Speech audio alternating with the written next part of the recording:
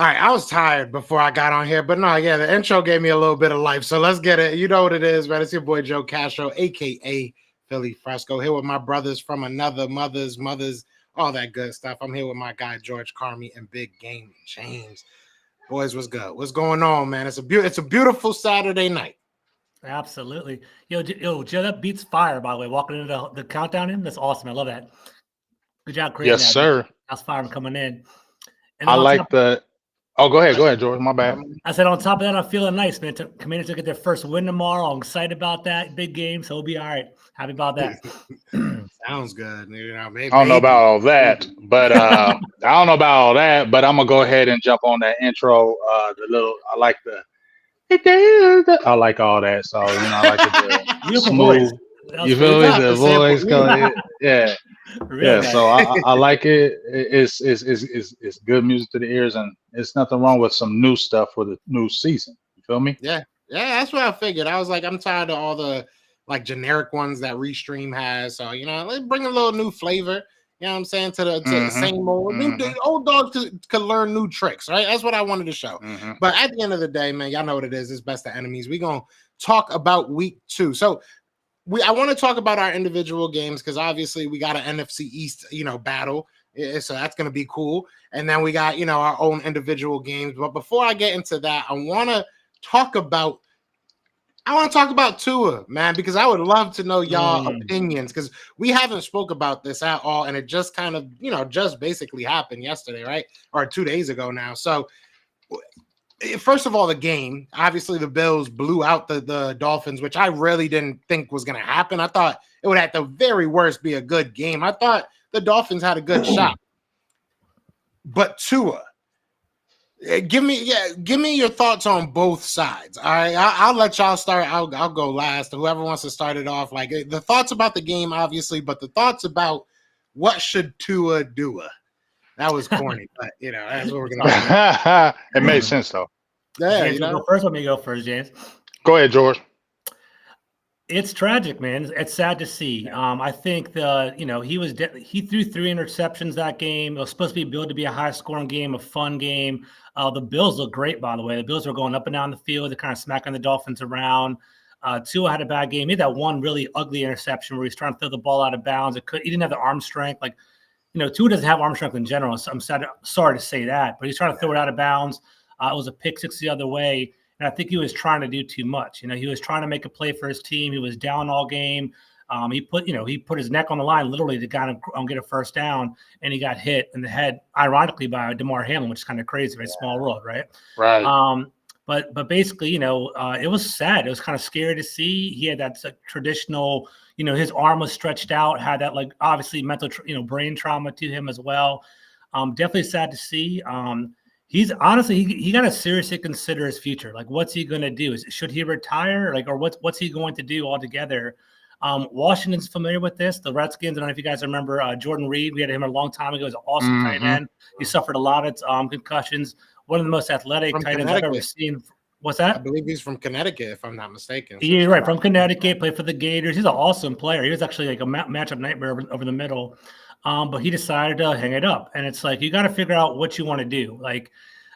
Quality of life, right? After you're done with the NFL, what do you want to do for the rest of your life? Do you want to be someone that's going to be forgetting things and not feeling comfortable or not having fully function in your body? Or do you want to live in the moment and kind of play? And basically, just this is the one window you have for the rest of your life. One thing I will say, and I'll throw it back to y'all, is I like how Mike McDaniel handled it. I don't know if you guys saw the interview or heard the interview, but Mike McDaniel was like the reporters did their jobs and they were asking him, should Tua retire? And he's like, I don't want to have a soundbite on someone else's career. It's not my right place to even say anything. He's let Tua decide on his own, let him figure it out on his own. So I'm kind of with that same mindset. Whatever he wants to do, whatever he feels comfortable with. But it is very, very scary. He's I think he had 3 in one season. Now he's another one right now. It's CT is a real thing. We see what Antonio Brown's tweets all the damn time. It's scary, man. So I don't know how I want to put it in his hands. It's up to him and his family to decide. I can't really say much more than that. That's tough, man. Honestly, let's keep it real. The only thing that would keep you from it is this money. Okay, because I read about the contract, and they said that if he's medically retired from the NFL, then he's going to get like 124 million. He's going to get that money. But if he chooses to retire, he's not getting that cash. So that's what it is, in my opinion. I don't feel like it's just the love for the game. It's that cash. You just signed a big contract, a mega contract, generational wealth. Generational wealth that you felt like you earned, and you played and did earn it, right? Now you have this staring you in the face, and I feel like that's the conversation, in my opinion, is the money. Because I feel like if it wasn't the money, it would definitely be easier to retire. Who's going to keep on getting their head bashed in, and you're not getting paid millions of dollars? You get what I'm saying? Nobody's going to do that. I ain't going to be getting my head bashed in, you paying me $10 an hour. I ain't doing that. Okay. But there's a lot of money on the line, and I think that's the holding point with me, and it has to be to it. None of us can make that for him. We can all have our opinion, but he's the one that's living through it. But from my perspective, I don't know. You would think like, man, I don't want to go through this, but like I said, that money is the deterrent, and I think that's what's holding, from my perspective, is going to be the talk of why I may retire or don't retire. Am I getting paid or am I not getting paid? Because you don't get paid if you decide to retire. That's tough. Let's keep it real. Yeah. James, what would you honestly do if it was you in that position? Would you? It's a hard decision. $120 million or to walk away. What would you do? I ain't gonna lie, dog. I don't know what I would do. I would err to the side of playing, because that money, I can't lie. I can't sit there and say, oh no, I ain't gonna be risking my health, all that. No, that's $124 million right there. That's gonna be gone instantly, or whatever, however it's done. It's gonna be gone. So we can say, yeah, I'm gonna walk away. I want to walk. I want to have a love of life. Yeah, we say all that until that money's, because that money changes all lifestyles. Now you might have medical bills. We don't know if the NFL insurance is going to cover you like that. All kind of other things come in transpiring. We've heard time and time again that the NFL neglects their players after they retire. We hear horror stories of how these NFL players, pensions, they're not getting paid their pensions. They go to these medical doctors and they got to go through hoops just to get seen. I hear all these stories all the time. So it's not all grandeur. Like if you just feel like, oh, you can retire, like everything's going to be good there. You still have to deal with your medical side, because what if you have concussions after? What if you have these side effects afterwards, even if you don't play? That's a brain, and brain costs a lot of money when you go to the doctor. So I would lean toward football, if we're being honest, y'all. Yeah, I mean, like it's hard to say you wouldn't. That's a lot of money. But I will say, 124. I will say, yeah, looking at both sides, and not to be like, not to be cutthroat, but at the end of the day, we are going to talk about money. It is what it is. That is important right now. You look at it from an owner's side. Why wouldn't you, go up to him and say, I think you should retire. Let's figure something out that you can financially feel okay with that, and still we're not on the hook for $60 million or whatever it is next year. So I'll give a more shout out to everybody in the chat. We got 160 people already in the chat. And I want to actually give you something, George. All right. So shout out to my guy, Infamous 2K, $5 super chat. I appreciate you. He said, Joe, I don't know if you remember me, but finally caught you live. Shout out to him. I do remember you, Infamous. I remember you used to be an Eagles fan. Yeah, he used to be an Eagles fan. Great dude, bro. I'm not gonna sit here and bash him. Used to be an Eagles fan. He switched up with Sam Howell of all people. So of course I remember you, dog. But I am now handing you off to George. So come on over. I'm right over here. George, he's gonna hook you up. He's gonna get you right. But I appreciate you, man. Welcome back, Infamous, man. It's been too long. But real talk, it is so tough because none of us could ever imagine those, decisions, right? Like, I mean, I go to work this morning. I didn't want to go to work. I went over $200. You know what I mean? Like, realistically, how much you making in a day after taxes, right? So, I went, and I know it's different from having a concussion and saying let me go get another one, but The truth is, like, I mean, yeah, that money's going to be a big factor in it. But like I said, I think that the best solution is for the owner, for the franchise to go to him and, have a word in it. I think that they deserve a word in it, because if anything does happen, if he gets another one and he's forced to retire on the next one, they're still up, they're held responsible financially. So I think that it's fair enough to say, let's come together and figure something out. You know what I'm saying? What can we do? I don't think you can touch his contract. I don't think you can change it. But I do think that you can figure something out that works for everybody. So that's where I'm at with it. It's tough. Let me throw a question out to y'all, both of y'all. I actually posed this on my podcast on Friday. I want to see what you guys think. Do you think the NFL should require players, maybe even quarterbacks, to wear those safety caps that you're seeing in training camp across the league? What do you guys think about that? I know I heard a great answer, but I want to hear what you guys think about that. I'll be with that. Just because they look ugly, what's that got to do with anything? That's why people are saying, I ain't wearing it because it's ugly. I definitely feel like you should do that with the quarterbacks. I mean, he ain't being really touched anyway. If we keeping it real, they got all the rules for the quarterback. So why not do that extra added protection, since you're always talking about you got to protect the quarterback? I would definitely be in favor of something like that. And personally, I mean, I know they look kind of weird, but after a while, you playing with it, ain't nobody gonna be noticing that daggone thing once y'all playing football every time, man. Come on. Change of rules here or there. The new kickoffs, everything's different, right? Things are changing. Go ahead. Was it the Colts that won during the game? Jonathan Taylor. Jonathan Taylor did. In the preseason. I don't think we're in the regular. Yeah, it was like it looked just like the helmet. Like, I mean, you could definitely tell the difference, but it wasn't. Yeah, I mean, if you're that worried about it, which I mean, you should be, right? If it's fair enough, I think, why not? Why not? And it's only going to get better. It's only going to look better. So, but I mean, we'll see what happens with Tua. I'm wishing him the best, no matter what, whether it's in football, whether it's outside of football. Hopefully he figures it out. But I do want to ask y'all, because y'all brought up something that kind of got my mind going real quick. You see how they add more and more, like the hip drop tackle. I don't think I even seen that call as far as a penalty yet. I haven't seen anybody get that called on him. Yeah, but they've added so many things, and yet it seems like the offenses have gotten worse this year. Like, there was only 2 guys over 300 yards passing. There wasn't really that many 100-yard rushers. Like, what do y'all think is going on in the NFL as far as or is it just 1 week, or is it just, give it a couple weeks for everybody to kind of settle in? I think it's just 1 week. I think it's the total disregard of the preseason. I think that's a big issue right now. Like, I think it's smart to protect your players and not to play them in the preseason. And every team seems to handle it differently. Washington didn't have their 11 starters or 22 starters going into. I don't think they ever played all together during the preseason at all. So they walked into week 1 just learning how to play for the first time.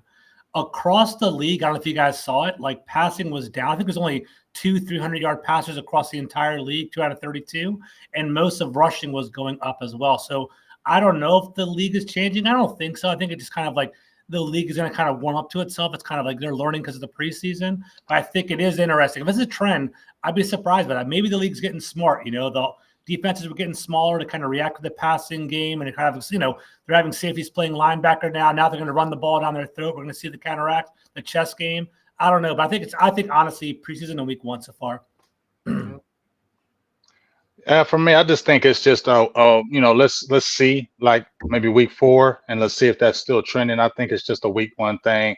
A lot of teams are, I don't know. A lot of people don't play a lot of the starters preseason. They play a few series and it's done. I just feel like, teams are still getting acclimated. Let's see, like, week 4. These rules, it is what it is now. That's what everything is going for, the protection and the safety, I guess. This is crazy because when I see football now to when I see football back in the day, bro, it's like night and day now. When I think about it, it's so funny how they're doing all this safety. I feel bad for them dudes that played in the 80s and 90s and the 70s. Oh my God, I feel bad. Y'all was really on battlefields. Y'all was on battlefields. Like, y'all for real were on battlefields. Facts. Yeah. And then when you tired, they didn't care. Yeah, people were playing both ways. People were going crazy. I mean, you had your 90-year, what was it, 60-minute man, right? How long is a football game? 15, 30? Yeah, 60 minutes. 2 minutes. 2 Yeah, minutes. so 60 minutes.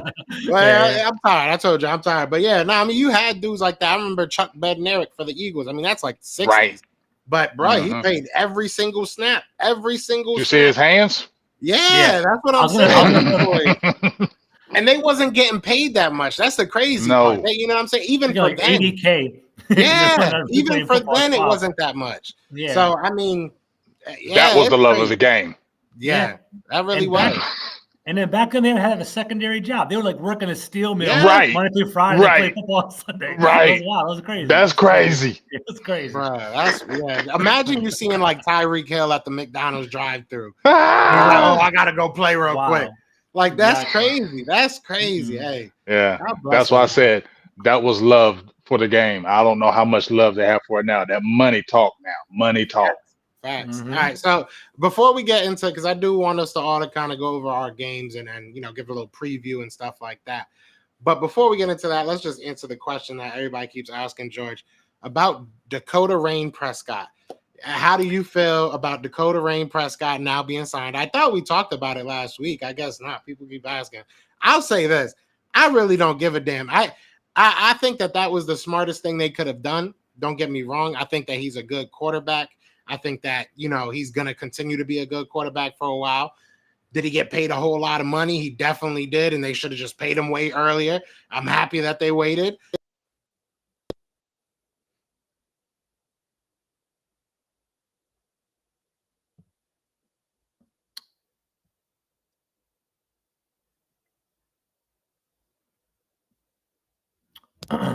Now, can you hear me? Though? Okay.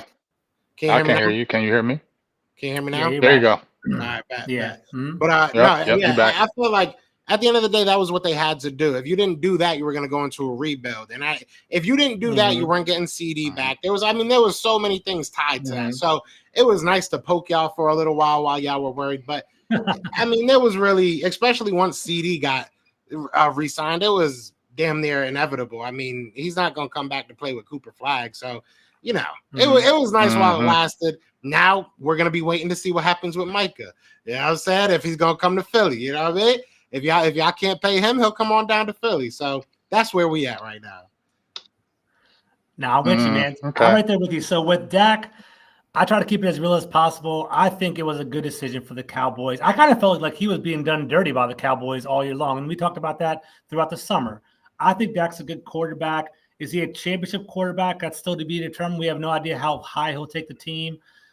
Just like you, Joe, I think the Cowboys fumbled the bag and should have done this way earlier. I don't know if they burnt any bridges or what was going on with that. Damn, Joe. Yeah, I know. But I didn't mean to cut you off. I'm gonna pull it up. I'm Yeah, gonna enjoy it. I got to stop you on that one, George. That's $100 holla. That's how it's going to go. My man, Infamous, come on over, man. My boy right there. Shout out. She said, "Come on over." You can't have him no more, George. Nah, shout out to my dude. Infamous. Yeah. You can definitely split this with a Cowboys fan. Please do. Go on my chat and share. We might. We'll think about it. Now, shout out to my dog Infamous, man. It's been a minute, man. Shout out to him, bro. We got to talk. Hit me up on Instagram because it has been a minute. But $100 super chat, man. Shout out to you, bro. That is big time, way more than enough.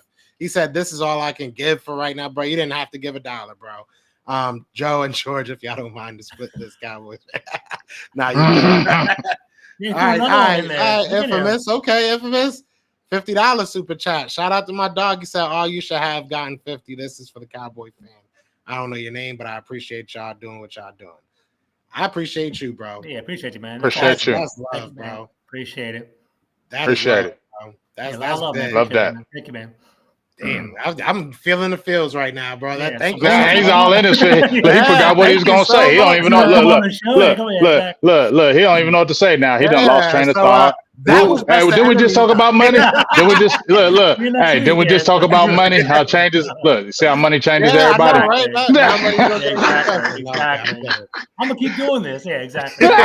Hey, before we get back into the my bad, James, if you want to get your $5 in. Your $5 super chat from DC. I appreciate the $5 holla. Who's that? There you go. Let's freaking go. Just bouncing off of George and you guys Dak's a very good quarterback. I think y'all kind of slightly just saying he's a good quarterback. He's a very good quarterback. There's other quarterbacks that are good. I think he's very good. And I'm glad it happened. All I'm gonna say is let's do it. When I heard Dak in his interview, I feel like he's still like, hey, I'm appreciative, but he was really giving shout outs to the fans. I'm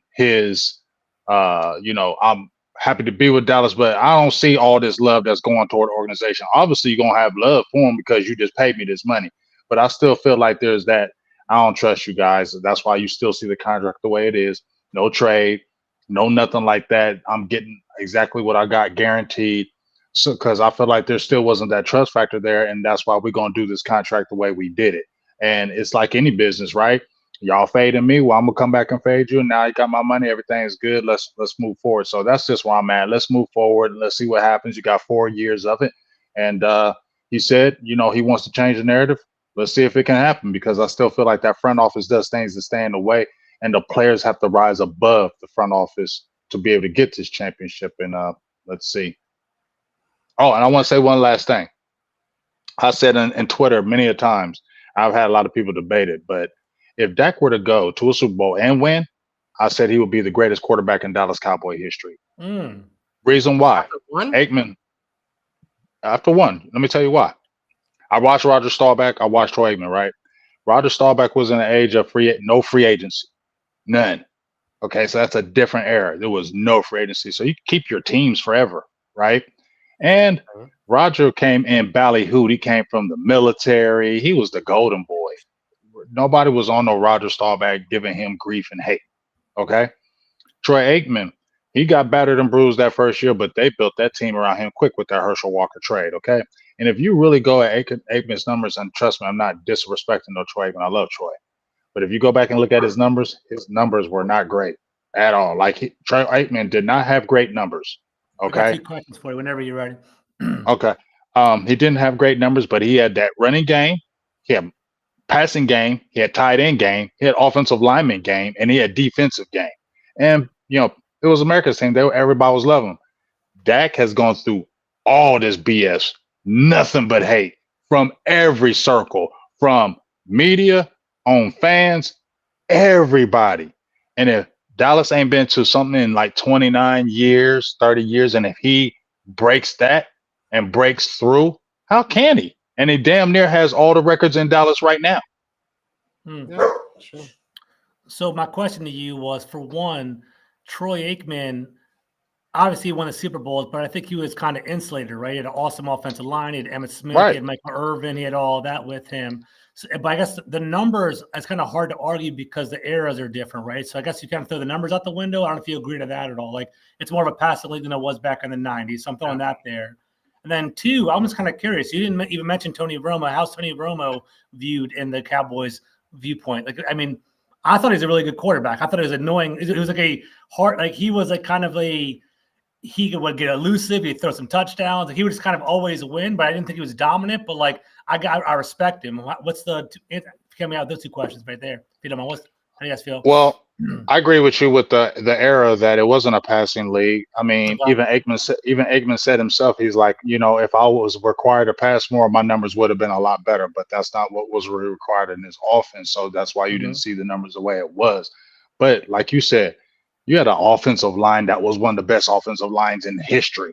You feel me? You have one of the greatest running backs in history. You have one of the greatest receivers. Like, you know what I'm saying? Like, you had them things. And then that defense that we had was just different. So you were kind of insulated with that greatness around you. So all you had to do was just steer it for real.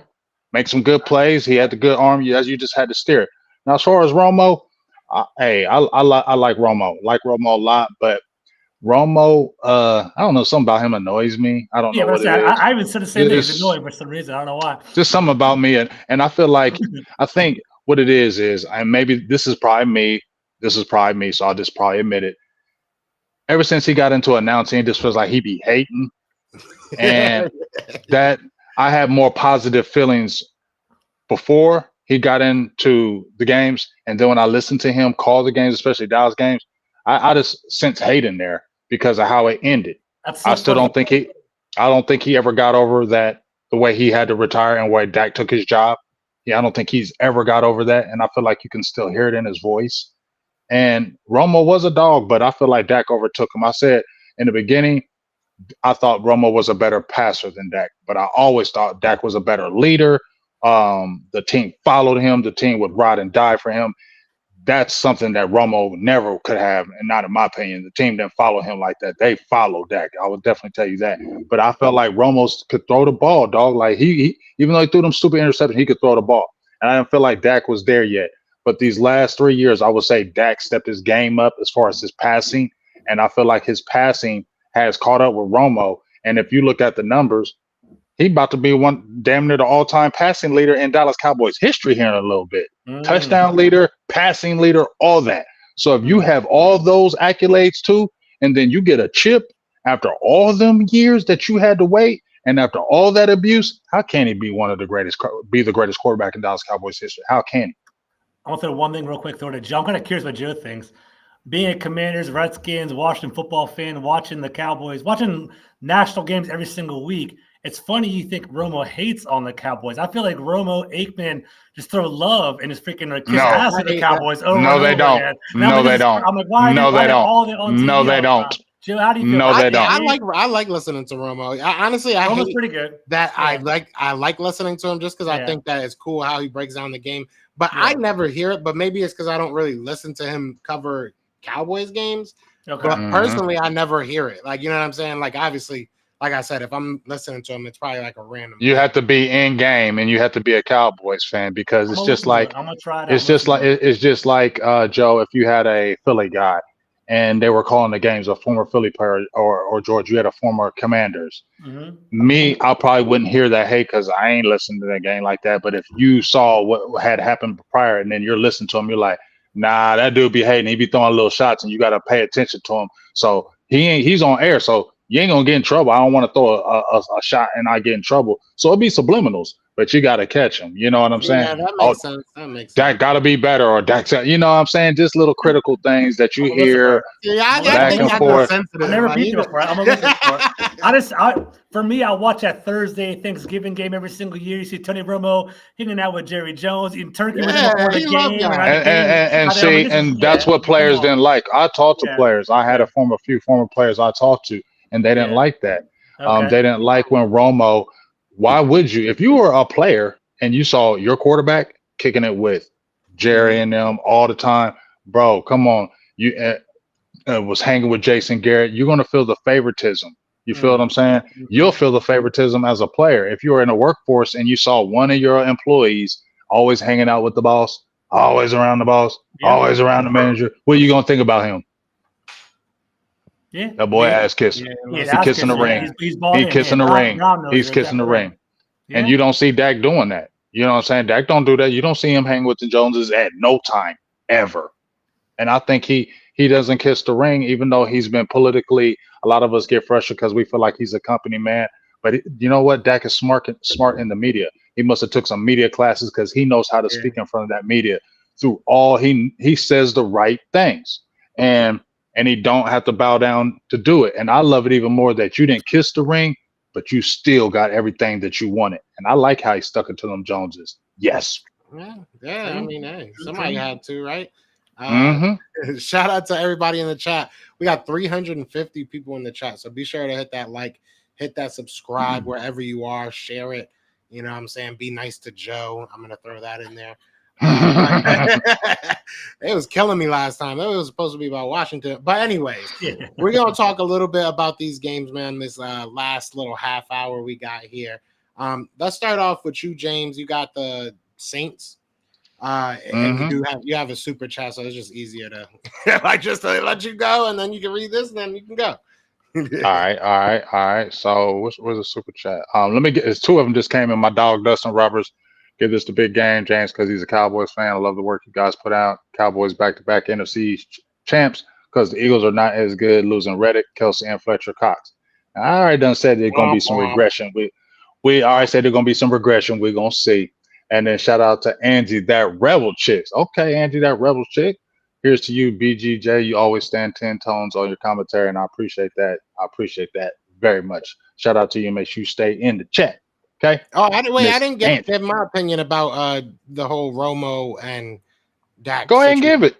Yeah, I think they both trash. All right, go ahead. Ah! Good analysis. Good analysis. Thank you. I've been working on that actually. I was about to bring out the PowerPoint. I like it. But yeah, man, we got these Saints coming up. A lot of people are hyping the Saints right now because they smashed a terrible Carolina team. I mean, I can't really give them some props on that because Carolina is not good. So this is the first thing I'm gonna say about New Orleans. Derek Carr. I mean, he's the key to me in this game. We know Derek Carr. Me and you talked about it, Joe. Derek Carr is not a bad quarterback at all. He's not a bad quarterback at all. He's very talented, in my opinion. He's a very talented quarterback. Got everything you really want: size, strength, arm. Arm talent. The one thing you can do to him is you put them hands on him early. That man's Captain Checkdown. So you let him get early that first drive, like when we played the Raiders, when he was with the Raiders. I think it was Thanksgiving, and we let him get off early, and then it was just he had a monster day. The thing you got to do is get out Derek Carr early, and put them hands on him, keep hitting him, putting them hands on him. He gets jittery in that pocket. He don't start looking downfield. He starts checking down, and I think that's where you can get him. Obviously, they're missing. Is it Fuaga? I think the rookie. Yeah, I don't. Rookie, Talise. Yeah, Dang. I think he is going to be out this game because he missed the last 3 days of practice. That's huge for us because that's offensive lineman down. And then also Marshawn Lattimore. Don't think he's playing either because he's got a bad hammy. So I think that's huge, him being out as well. So you're missing one of your offensive linemen, left tackle, big position, left tackle. You're protecting his blind side. Isn't Derek Carr right-handed? Derek Carr right-handed? He left.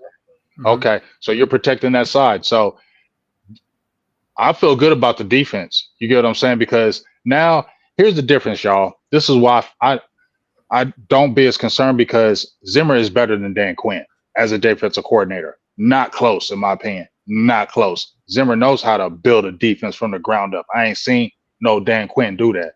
But I also see throughout the league. Okay, you definitely can, because I love to hear, because I ain't seen it for a second. I was like, why are you so mad? I want to I'm curious. I can see why y'all hate Dan Quinn because he left your team. I can see that, right? But weren't they historically one of the worst defenses of all time before Dan Quinn got there? And they turned them around to one of the best turnover teams in the league for the past 3 years. For real. First of all, you brought an old crusty, dusty Mike Nolan out of the woodwork. Crusty, dusty. Okay. And nobody said when Dan Quinn had some talent, he couldn't do it. When he had some talent, he's done it. When he was in Seattle, he had talent. It was great. When that talent started going away, what happened to Dan Quinn? He had talent in Atlanta, and it started early. When that talent started going away, what happened to Dan Quinn? Where have you seen Dan Quinn take his own defense, get picked up, and build that defense from the ground up? He didn't build that defense from the ground up in Dallas. We had talent. We had a terrible coordinator. But let me throw it out there. I'm being honest right here, right? DaRon Bland, Diggs, right? Both of them, are they elite talents? Diggs, maybe he's like a second-round pick. Wasn't he a pretty early pick? Yeah. DaRon Bland was a fifth-round pick. Are they elite talents, or were they elevated because of Dan Quinn? I'm gonna say Trevin Diggs is definitely elite, and I get tired of people trying to diss him like he's not elite. Yes, he is. Okay. DaRon Bland is a good talent. I'm not gonna say he's an elite talent, but even if you're not an elite talent, your coordinator can bring the best out of you. I definitely think Dan Quinn did that. But for me to say Mike Zimmer can't do that, I definitely think he can, and better, because he did it in Dallas. He left Dallas, went to Cincinnati. Do you remember those Cincinnati teams? Cincinnati didn't have no defenses before he came over there. He made that perennial top 10 defense in Cincinnati. That's why they were getting to the playoffs. It wasn't because of no Andy Dalton. Please don't believe that one, okay? And then he leaves and goes to Minnesota. What do you think about Minnesota? They had good defenses. Mike Zimmer has always put his stamp, and he knows how to build those defenses. One thing that bothered me about Dan Quinn, he is more of a flash guy. Like, he likes getting those sacks. He likes getting those turnovers. But that nitty gritty, that's where I feel like he lacks. And one thing Mike Zimmer ain't going to let you do, you're not going to run on him all day. And I thought Dan Quinn would get too cute too many times doing doing these things that experimenting when what are you experimenting for? Why are you putting this guy right here and you know damn well he's not going to stop the run? It was a little bit too much experimenting, whereas Zimmer ain't playing that. Zimmer, this is what's going to be, and you're going to do it. And if you don't do it, you're out of here. And I felt like it was more of a buddy system with a Dan Quinn. When you come in with Mike Zimmer, you need to do the job or you're going to sit the bench. I see the chat blowing up Al Harris. I respect Al Harris for the record. Yeah, I wanted Al Harris in DC, but Jerry Jones was smart and blocked him. He basically shut it down from him coming over. We were actively trying to get him over there in DC. I know, and you weren't going to get him. I like Al Harris. I think it's good. So we'll see. What about Al Harris for Jonathan Allen? Coach for a player? I think for That's real talk. I won't do that. I like Al Harris too much. Nope. I honestly think we're going to talk about the Commanders all year long. I'm worried. I think it's a full rebuild in Washington. We're going to see what happens, how the game plays out. I wouldn't be surprised if Washington is sellers during the midway through the point of the year. And I think John Allen might be someone that they might be looking to sell because I think Adam Peters is a scout by heart and he likes to draft players. I think he'll get rid of Jonathan Allen, get a third-round pick from him or something like that, and just keep trying to build. So I can see him potentially leave an event. Like, I wouldn't want to see it, but like, look at Jordan. I don't know if I'll give him the Cowboys. But again, he's been training with the Eagles, so I have no idea. Yeah, We'll see what's maybe up. I could definitely see the Eagles doing something like that. What if he did traded that? with Eagles twice already? In the draft and recently with Dotson. So I don't know. I might have to start that hashtag. Bring Jonathan Allen over just to piss cut it out. James off. That's a long hashtag, but it might work. It might work. All right, my only question realistically is as far as like the Cowboys fans, because I know the Eagles have some stuff that we don't want to see, but is there anything that it can't happen this week? You guys had a good first game, but offense got to be better. Offense got to be better this week, Joe. Offense got to be better this week, Joe, and our running game got to be better. I kept on saying this week I would love to see them elevate a Dalvin Cook. I want to see that Dalvin Cook. We talked about it a little bit earlier, how I wanted to see Dalvin Cook and Ezekiel Elliott. I'm not mad at no Rico Dowdle, but like I said, you have not made no marks in this NFL period. The only team that's kept you has been the Dallas Cowboys. If the Dallas Cowboys were to cut Rico Dowdle, I don't know if everybody's beating door down to sign him. And if they do sign him a team, would he ever even play? You get what I'm saying? And this is no diss to Rico. I understand what I'm saying because he's younger. But he don't instill no fear in no teams, period, at all. I think at least there'll be a little more respectful fear of a combination of a Dalvin Cook and Ezekiel Elliott because I think he still has some breakaway speed and it needs to be used to keep these defenses off of Dak. And this because our offensive line is still young, dog. We still have a young offensive line. We're still starting 2 rookies. You got to take pressure off them. What's the best way to take pressure? Run the ball. So, and I'm not feeling good about the run game yet. So that's what I feel like we got to come in there and make some plays. But we got to be able to run the ball this game against the Saints. That's what I'm really feeling in my heart. We got to be able to run the ball in this game and establish some kind of running game because we kind of knew what it was with Cleveland. But, I don't think the Saints are terrible. Cam Jordan, Guyton had Myles Garrett. Now he's got Cam Jordan. So you feel me? Like there's going to be some stuff. So he's still a rookie. Cooper Beebe still a rookie. The best way to kind of calm them down is to run and not always going into pass pro and sitting there putting your quarterback in, harm's way because you're throwing the ball all the time. I don't think you should do that to a Guyton. I think you got to run the ball. Hey, Joe, highlight my boy Cole. He had a funny quote earlier, a couple of comments ago, talking about Dan Quinn hating on James. What'd he say? Hold up on the screen. I want to read it out loud. I love it. There it is. What'd he say? My boy Koa. Imagine a coordinator coach turning your defense into one of the best for multiple years, and the moment he leaves for a promotion, do your best to discredit everything he did when he was there. The boy is hurt. Talking about you, James.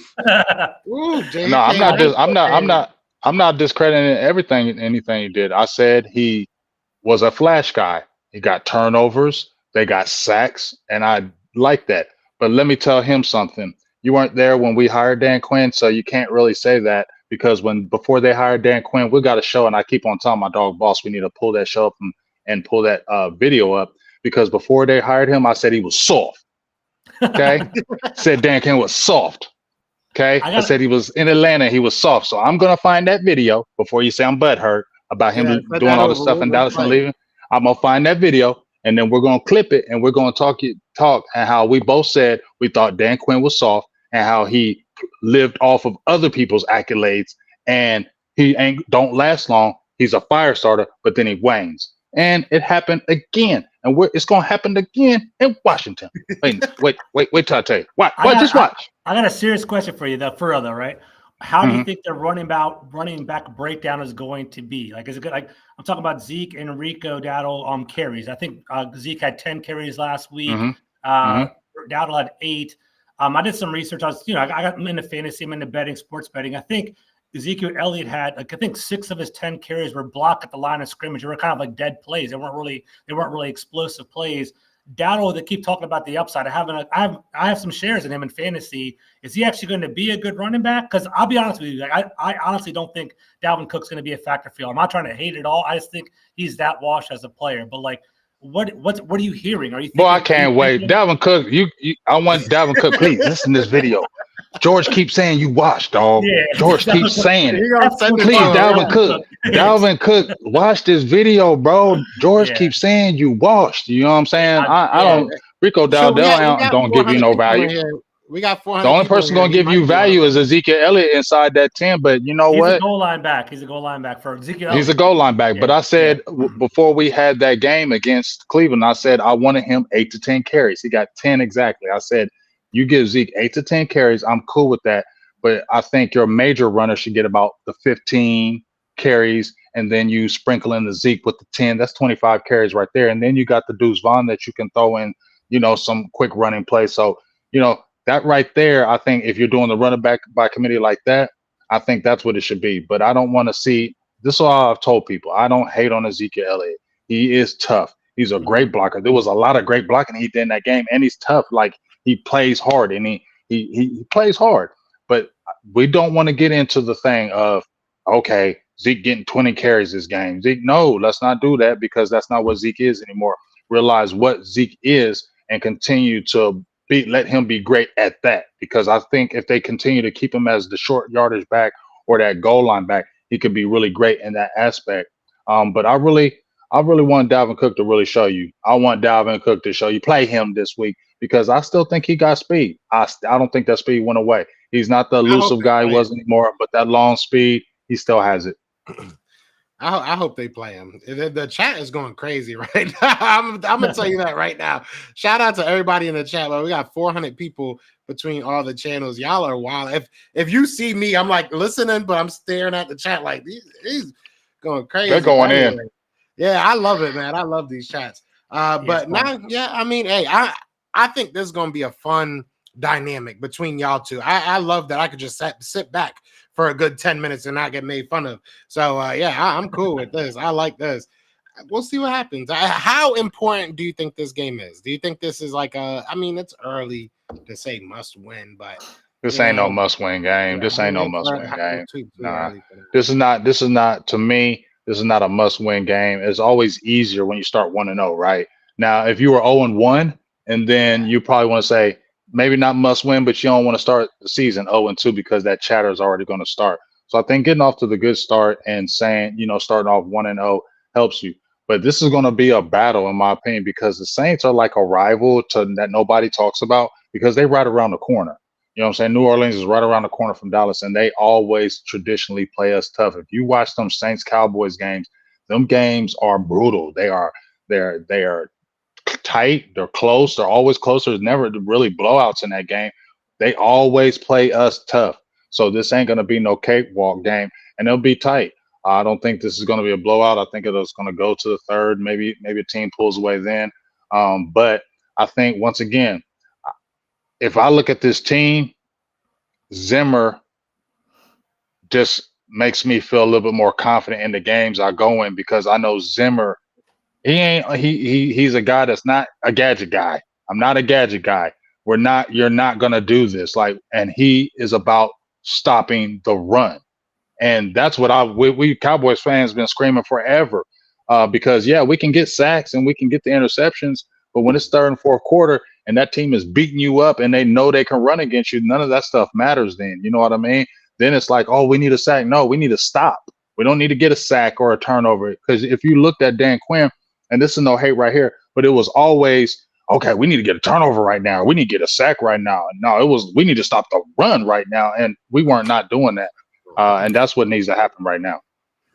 I think y'all going to beat the Saints. I think the Saints looked really good going against Carolina. I think they look better than what they really are. I think you guys are a better team. I'm pretty confident in that. I hope I'm building some equity with these Cowboy fans. I'm going to be real with y'all. Right now, going back to Dalvin Cook. Dalvin Cook. He was on the Jets for 15 games last year. 15 games. He had 67 carries for 214 yards, 3.2 yards per carry. Did you watch the tape on him, though? Did you watch him in them games, though?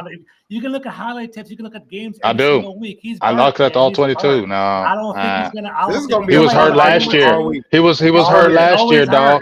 He was hurt last year. He was hurt last year. 29 years old now. How old? 29. He just turned 29. So why was he on y'all practice squad? I don't. You know what? I feel like I don't know if that's a situation where they wanted to get him as a veteran because they did that with Carl Lawson too. And I think because he had the injury, he had to pass the medical, they just put him on that practice squad because of the medical clearance. Got to get that medical clearance. So I think that's more why they put him on the practice squad. Rico Dowdell's been there like 4 years. So I think he gets the benefit of the doubt because he's been in the program. And Cowboys don't like the outsiders. They'll bring you in, but their guys are going to get played before you. That's the way it's always been in Cowboy land. They mess with their homegrown, their draft picks and them before outsiders. Outsiders don't get first dibs over the guys in the building. So I think that's the way it is. And they've already been talking about when are we going to see Dalvin Cook. So it's already in the air right now. People are already mentioning it. And I just feel like it's a matter of time before we do see him because I like Rico, but like I said, he's got some good short bursts, but I don't know. I haven't seen anything that give me inspired that he's going to consistently do this week in and week out, Rico. And then people are jumping on Robinson all because I'm talking about Dalvin Cook. They're a different ballgame. Yeah, they coming at Brian you. Robinson's like Robinson's a dog. He's a dog. If people are Robinson's a dog. I'll admit that. People are showing me they don't know ball by saying Robinson's under. No, Robinson's a dog. Yeah, he's like Robinson's a dog. I would love to have him on. If we had Robinson on our team, wouldn't nobody say that? I think Robinson, he's a power back and he can catch better than what people think. Is he a game breaker top 10 in the league? No, but I think he's underrated. People like hate on him. I think he's a pretty damn good back. I like Brian Robinson. I agree. I agree. Yeah. Sure. I mean, look, I think the Cowboys are going to win Sunday, but I'm leaning towards what George is saying. Until I see, and I'm not going to say he's washed. I'm not going to hate on him, but until I see him make the active roster, I'm not going to get too excited for him, but we'll see. I think it's going to be a fun dynamic all season. We're going to be talking about that because y'all are coming from my guy, George. And if he is right, we are going to talk about it. I'm just letting y'all know. Sadiqa must have walked away because I told her the answer. He had 3.2 yards per carry last year. He couldn't make a dent on a bad Jets team, and he couldn't do anything last year. I don't believe in it. I mean, yeah, but like I said, George, you got but here's the thing. Like I said, do you know how many running backs they had over there before they got Dalvin Cook last year? He was only brought over there as insurance. Exactly. He was never brought over there to be the man. He was brought over there for insurance. Once they found out Breece Hall was healthy and you saw what he did last year and you see the other running backs, why in the hell would Dalvin Cook get carries? I mean, if he was worth it, if he was that good of a player, if he was impactful, he would have got some reps. I saw on a bad Jets team last year. More impactful. The young guys are always going to play before the old guys, and you know that. Young guys are always going to play before the old guys. Somebody in the chat said he's going to be more impactful than Tony Pollard. So if he's that good, Tony Pollard was never on the practice squad, you know what I'm saying? But no, I get what you said. I'm just saying I was joking. But all right, let's move on. Because we could go for hours here. We can argue for hours about it. Do you want to go first with the NFC battle, or you want me to go first with mine, and we'll see? Doesn't matter to me. I'll go quick with mine. Obviously, going against the Falcons, right? We got Kirk Cousins, Old Man River. I'll win. This is what's going to happen. I'm going to tell you, George, because this isn't the first time we've played them, all right? I'm going to show you what happens, and then it's going to happen, and then You're gonna be like, damn, Joe's, don't be lying to me, man.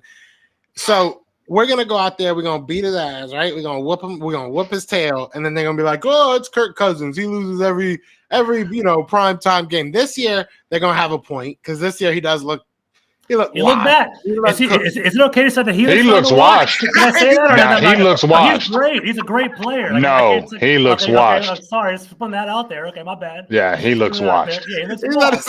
But don't you say nothing, Joe. Don't you say nothing because as soon as we beat Cleveland, you know what the first thing came out Joe's mouth? Oh yeah, I was hating. They got Deshaun Watson though. Yeah, I was hating. That's what I'm gonna say to y'all. All right. But no, all right. Shout out, you got a quick super chat. That's a funny one. That's funny. Ha ha ha. Yeah. That's funny. That's cute. But anyway, I love it. Okay, but shout out to anyways, the Eagles, look, at the end of the day, we should go out there and whoop them. I'm not gonna make this a long drawn out thing. Yes, Jalen Hurts needs to be better, right? Saquon Barkley don't. I'll tell you that much. He can go out there and do exactly what he did. Cam Jurgens has to get, he played decently, but he needs to be more consistent. Obviously, those fumbles kill you. Defensively, I would love to see what they're going to do on a field that they're not slipping and sliding. But they still have some areas that they need to improve upon. I want to see Chauncey Gardner finishing some plays. But you got to go out there and win. And the only thing I will say, because I asked you this, James, and I'm going to ask George as well once he's, going, is one thing I will say is if we do not see these pass rushers, and I'm not talking about linebackers, I'm not talking about Zach Bond or Nakobe Dean getting in the backfield. If we do not see these pass rushers, Bryce Huff, who we are paying a lot of money to, if we don't see him, if we don't see Nolan Smith, I'm not going to say Brandon Grant because he old, and I would love to see him get back there, but I'm not going to. You know what I'm saying? I'm not going to sit here and be like, you got to do it. It is what it is. What are we going to do? He's going to leave next year. But if you don't see some of these young dudes actually make some plays off the edge, I'm going to be a little bit worried. I'm going to be real honest with you. And one thing that kind of got me it could happen, because part of me is like, oh, no, this dude can't really move around. It won't happen. But last week, as bad as he was the number one quarterback as far as getting the ball out of his hand. So, just getting it out of his hand. Time to throw, you mean? Exactly. So, I'm not trying to deal with that. The Eagles have had to deal with that from a lot of quarterbacks when we had good pass rushers. I don't know if we do or we don't right now, but this is when we're going to find out. I think that this week really tells us what we have. I got a question. I'm going to echo what my boy Kyle says in the chat. What's up, Kyle? He says, Joe, do you think there's a chance that A.J. Brown sits out this game with an injury? I heard he kind of has a hamstring issue, right? That. Yeah. Yeah, he didn't practice today. Look at James over here smiling. No, he didn't practice today. I honestly don't know. We didn't find out about Isaiah Rodgers' injury or what it was until after the game. So I don't know. He was limited, so he was at least there. But I really don't know yet. And that's going to be something that we probably won't know till Saturday, maybe Sunday, maybe the day of, you know what I'm saying? So it's not looking good, but I will say this is why we got what's Holmes' name from y'all? Jahan Dotson. That's why we got how's he even looking? Is he looking all right or what? I mean, he's chilling. He barely played he's chilling. He got some cardio last week. Some cardio, yeah. But no, yeah, I mean, he didn't do much. He was moving around, you know what I'm saying, in the motions and stuff like that, which helped, but yeah. He didn't really, I think he's still learning. Yeah, he's still kind of figuring out the offense. But, all the quotes is, I mean, that always happens, though. You go to a good team. He's angry and he wants to send a message. Yeah. So, I'm excited to see what he does. But, yeah, it comes down to, for me, this game comes down to that pass rush. But another thing that we will see is most likely Cooper DeJean finally getting some real burn in that slot position. What I'm hearing is that it's going to probably be Quignon on the outside with Cooper DeJean at that nickel, and then obviously, having big play Slay out there. So that'll be interesting. That'll be fun to watch. Avonte Maddox will probably be in sparingly. He trained a lot at safety, but I know a lot of Cowboys fans really don't care about anything I'm saying right now. They're just like, y'all gonna lose. We hate y'all. But yeah, I mean, there's little intricacies of the game. I don't think I'm gonna lose. But we're not gonna lose. You guys are gonna win. I think the Falcons are looking It's funny, going into the year, I thought the Falcons were going to look pretty good. I think Kirk Cousins, I'm concerned, and I think they're trying to work around him. I think they used some pistol with him last week to kind of give him some better like downfield vision, but I don't think he's there yet. We'll see if he lasts throughout the year. I like Michael Penix a lot too, so see if he gets some run later on in the year. I don't know there, but I have AJ Brown shares in fantasy and in some parlay. I like AJ Brown a lot, to be honest. I'll put that out in the ether. He's one of my favorite wide receivers. I think he's a bully. I think last week, Jair Alexander was talking smack to him and he put it down. So I like him. I'm not one that automatically hates people because they're in different divisions. I respect the game. So right. I like AJ Brown for real. I do. I respect that. I respect that. So yeah, like I said, I think we got to win it. But yeah, go ahead, James. My bad. I'm just saying that I just feel like this should be an easy win, in my opinion. There shouldn't be no hard one. The Falcons are still Atlanta. They still are, to me, they got some ways to go. No, I'm sorry. Ain't nobody. I'm not just. I'm listening to NFL players saying, "Yeah, Kirk Cousins," but this ain't the same Kirk Cousins. Like you had the luxury of the Minnesota Vikings. This is a whole different thing now with Atlanta. This feels different. This feels like Minnesota protected you. You know what I'm saying? Now you're here with Atlanta. You don't got that protection no more. And I just feel like teams are going to attack him, especially you just came out the ACL. They're going to attack now, And I just feel like there's not really any weapons right now with Atlanta. They have some, but I just feel like they're away. Now, I do want to ask you, Joe, what do you feel like you have to do to win this game? And what one person on this team do you have your eyes on from the Atlanta Falcons say, hey, we got to keep our eyes on him and don't let him do anything in this game, whether it's offensively or defensively? One person is tough. I mean, all right, so I'll put it like this. Like a Drake London, don't let him get hot. Bijan probably, right? I was just going to say, Kyle Pitts. Like I think that the slot position is going to be a position I'm going to be a little bit worried about. So I would say probably like a Kyle Pitts, maybe like a Drake London if he moves in there, maybe a Bijan, but mainly that slot. Whoever's going to be running, their routes on the inside is going to probably give us fits because we don't have that position, quote unquote, solidified. I think that Cooper is going to be good. Maddox is not horrible. He just, everybody was slipping around, and I'm being a little bit, dramatic about it, but he's not terrible. He used to be one of the better slot cornerbacks. But yeah, so I think that they're going to give us fits there. But the way that we win this game is by playing our type of football, especially offensively. Our offense, even if our defense is good, our offense should set the tone for how games go. So, if we start off the game early, score a touchdown on them quick. I don't think they gave up a touchdown last week. So if we go out there, score a touchdown quick, and just, let them know, hey, you're not playing whoever the hell you was playing last week. Who were they playing last week? Was it the Steelers that they Pittsburgh. Yeah, they let them beat them. They kept them out the end zone, though. Yeah, but they still lost. So, we're going to probably go out there, and that's what I want to see. Go out there, score early, and score efficiently, make it seem like, oh, damn. And just go out there and maul them. But the way that we lose is if Jalen Hurts is doing the same stuff he was doing against, maybe we still win, but, if he's turning the ball over, that's not going to help us at all. I think that in that first game, if we would have lost that game, and people probably don't want to say this, but if we would have lost that game, it would have been 100% on Jalen Hurts. It wouldn't have been on our defense. It would have been 100% on Jalen Hurts. So at the end of the day, he can't go out there and play like that anymore. Stop it. I want to see a dominant game. I'm tired of these close games coming on here saying that at least we got the W. No, I want to go out there and win a game, a full 60 minutes of football. I haven't seen that in probably 2 years from the Eagles, if we're being 100% honest. So, yeah, that's what I need. Shout out to Jay. There it is. I got a little upset right there. We have 450 people in the chat. George, talk to us about the NFC East battle that we have all been waiting for. Absolutely. No, I think this is important. Game of the week right here. I'm looking forward to. What are you saying? Go ahead. I think this is important, though. I think that it's very important. In a different way, right? In a different way. I think the Eagles and the Cowboys game is probably going to be all right, who's going to be the class of the division?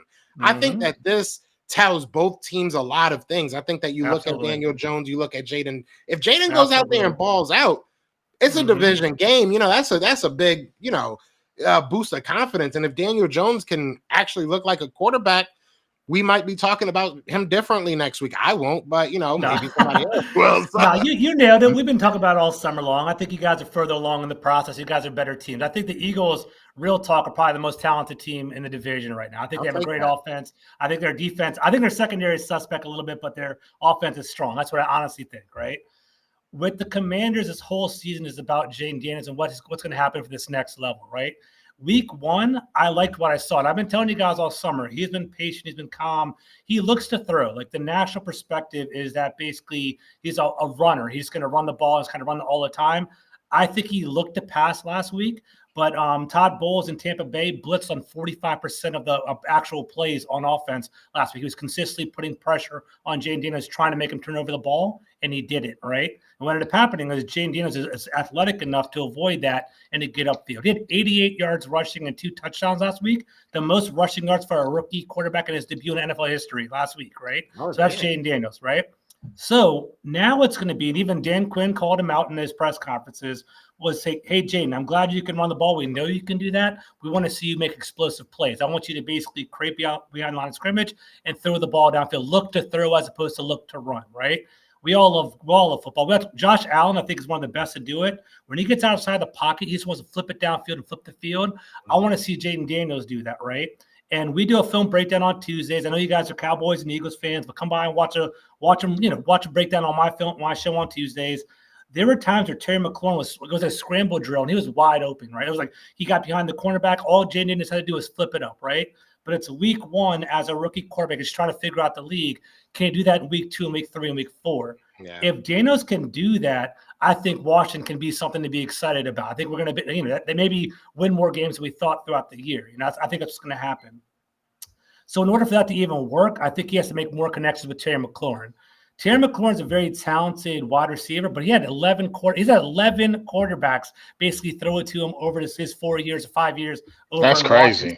Crazy, right? I think the craziest stat, I think every single year of his career has been a different week 1 starter for Terry McLaurin. Legit. Every single year of his career. It's been Heineke, Dwayne Haskins, Fitzpatrick, Sam Howell. Every single year it's been someone else, right?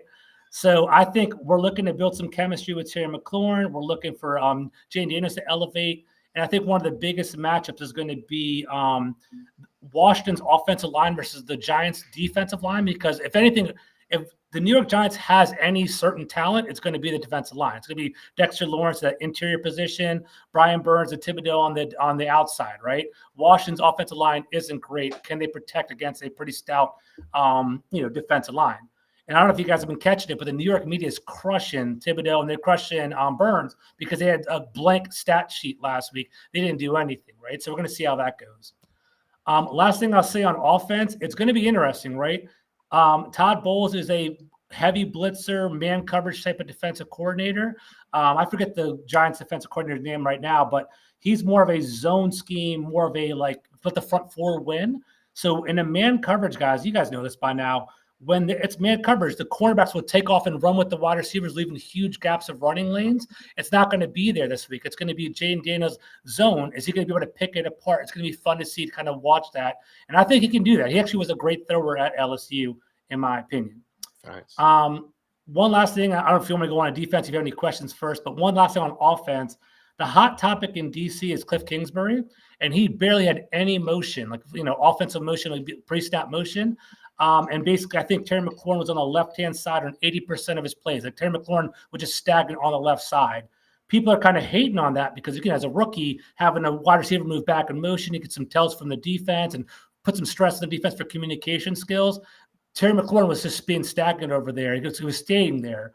And Cliff Kingsbury's rationale is they do up-tempo here in D.C., so you can't do up-tempo and motion at the same time. It's one or the other. So we'll see if that evolves over time, but that's what the offense is looking like. So I go on our defense. I don't know if any of y'all have any question or any of y'all shitting on me in the chat. I have no idea. No, I'm cool. I'm cool with offense. I want to hear you talk about your defense. That's what I want to hear about. I got my questions after you done. You just better not lose. All right. So, yeah, absolutely. Please. Yeah. I think we're going to win, though, by the way. But anyway, Defense, hot mess. Like we broke down the film. Like I said, on Tuesdays we do our film breakdowns every 4:30 on my channel. We actually had Robert Henson, who's a former Redskin player, on our channel. We're kind of breaking it down with us with a guy from PFF and a guy from the Athletic. It was fantastic, high quality breakdowns.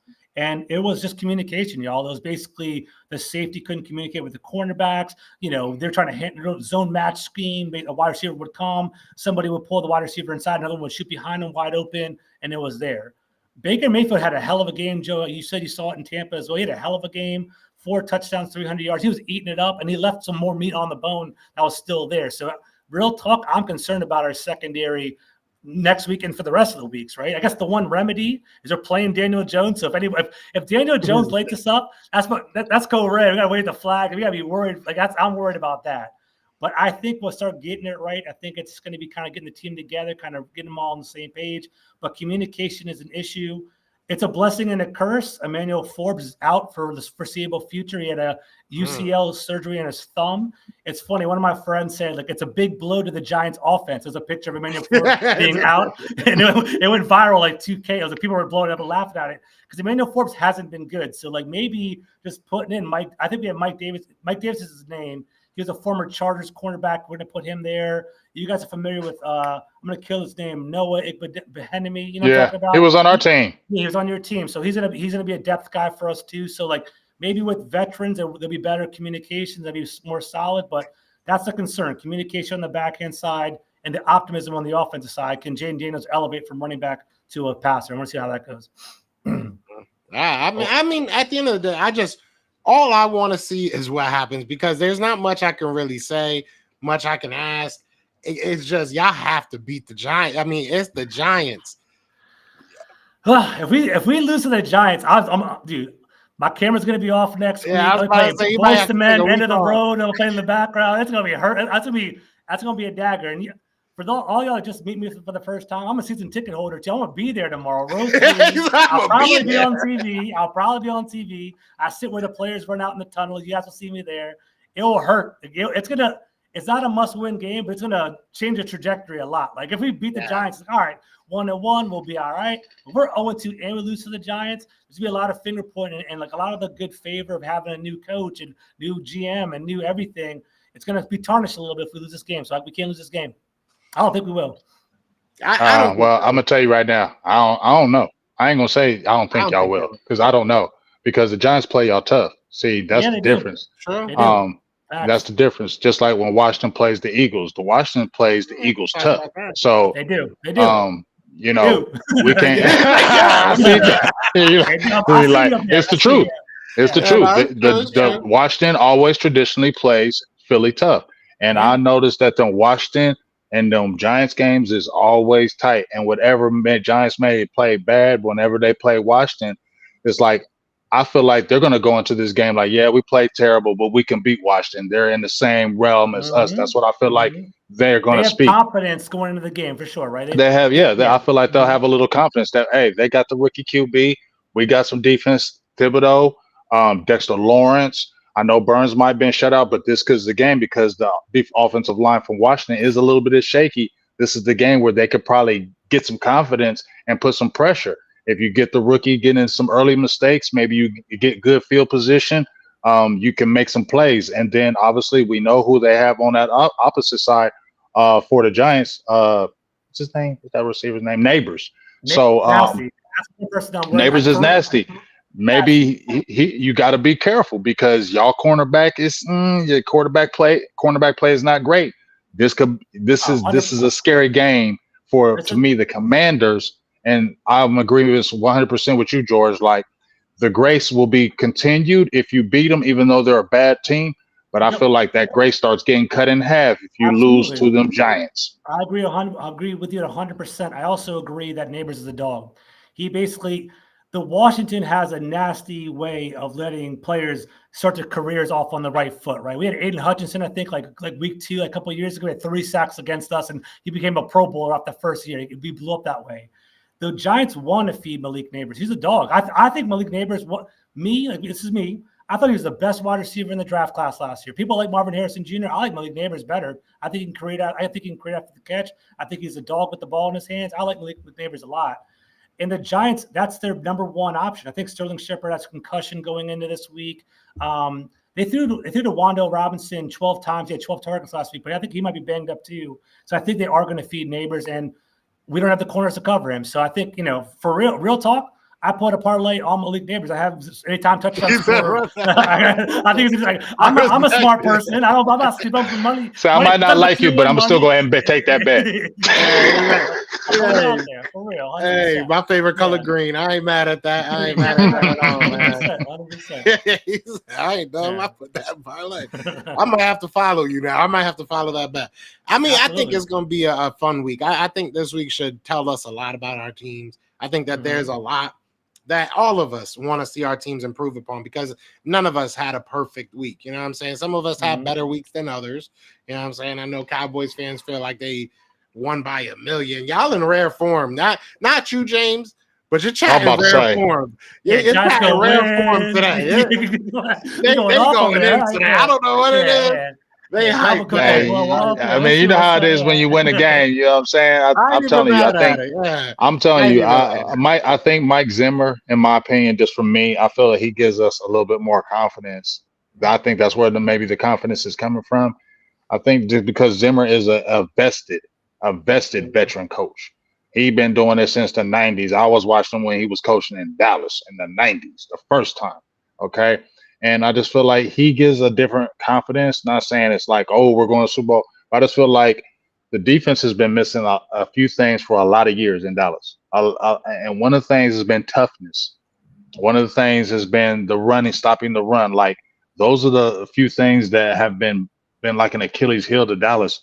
And when you get, a guy that's about that, and he's a defensive genius, because if you go out throughout the league, you hear quarterbacks, Brady said it, coaches, they say when you're dealing with a Mike Zimmer, that ain't no easy thing. So I think that's why you're hearing the chat, because you feel a little bit more confident when you got a coordinator like that that's really doing your defense. And I'm gonna say those additions of Jordan Phillips and Linville Joseph, I'm gonna keep talking about them, because we ain't had 350s in the middle that were actually good.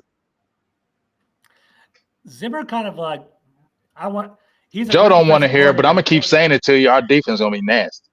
Joe don't want to hear that. Zimmer's a good defensive coordinator, but I'm pretty sure he was getting hated on. Doesn't he? Like, he's like hard to work with. And I think that the Minnesota Vikings, like, they were like, he's a bad for the locker room. I thought people, like, the players didn't like him. Maybe as a defensive coordinator, it's a different way.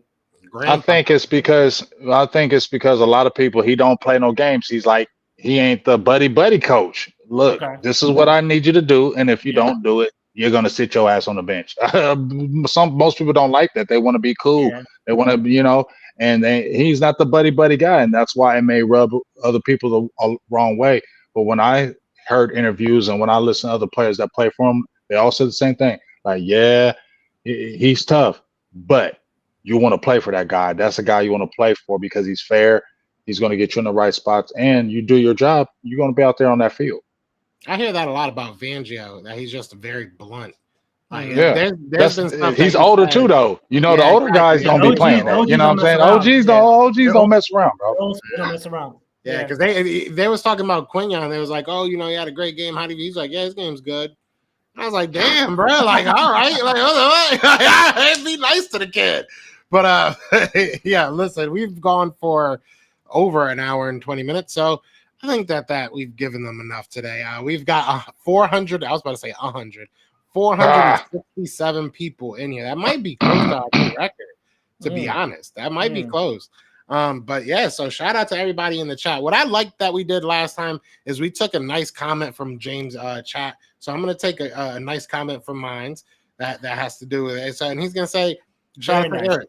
He said, although I'm a diehard Eagles fan, I have to give both George and James y'all flowers while you can smell them. I don't know if he just called y'all old, but both of you guys really know football. Respect to both of y'all. So I think that's a good way to end the show. Yeah, y'all got anything y'all want to say to these beautiful people before we get out of here? Just thank you for listening. That was a lot of fun. Eric, thank you for that comment, man. It's all fun and games. We're just having a good time, BSing about football. That's all it comes down to, bro. Thank you, man. Just the same thing George said, and also just appreciate the chat. Y'all been really good in the chat. Y'all been Absolutely. really good in the chat. I like how y'all talk trash, but it's cool to talk trash. There's a way to talk trash to people, and there's a way to talk trash to people, and we all know what that way is, right? We all know the way, okay? Mhm. And I don't have to explain it. So this kind of trash talking is just good. We just having good fun back and forth, and then after it's over, this is what I like.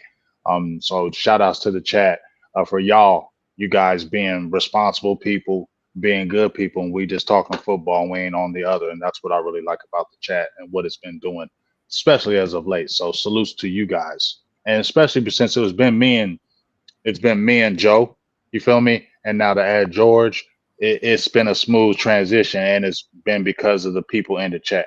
I think so too. Absolutely. Definitely, Absolutely. yeah. So I appreciate all y'all, man. I appreciate my boys for having this conversation with us. I think it's beautiful that we can just come on here, have no type of clue or direction or where we gonna go with it. Exactly. And go longer than we expected to go. That's love right there. But yeah, other than that, y'all know what it is, man. My camera's saying get off here.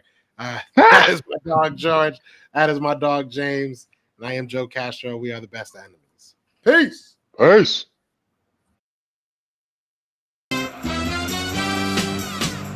We're brothers. We're happy.